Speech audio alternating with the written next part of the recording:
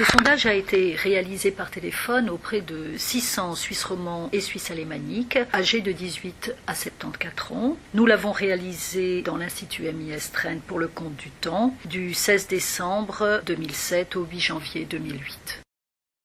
Selon les Suisses interrogés, les qualités particulièrement féminines sont la capacité d'écoute et de dialogue, l'intuition et le sens de la communication et des relations. En revanche, les qualités résolument masculines sont l'ambition, le goût du pouvoir, le courage et le goût du risque, et l'autorité, le leadership. Les qualités partagées entre hommes et femmes sont le sens des responsabilités, le pragmatisme et le goût de l'argent. Même si ces résultats semblent un peu stéréotypés, on peut observer que les hommes et les femmes ont la même vision des qualités qui leur appartiennent.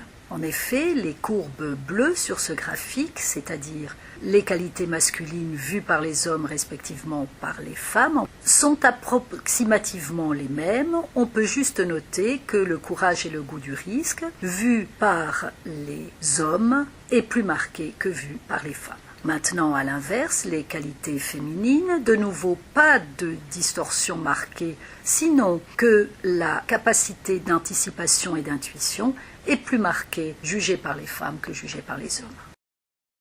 Nous avons demandé aux Suisses, pour être un bon manager, est-il important d'avoir ces qualités qu'ils ont jugées auparavant, plutôt masculines ou plutôt féminines ?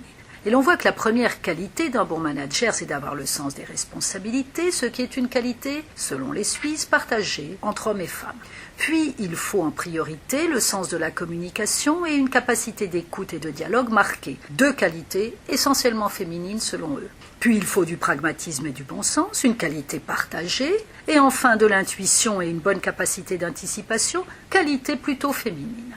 Donc, en réalité, selon les Suisses, les 5 principales qualités pour être un bon manager sont soit résolument féminines, soit également partagées par les hommes et par les femmes.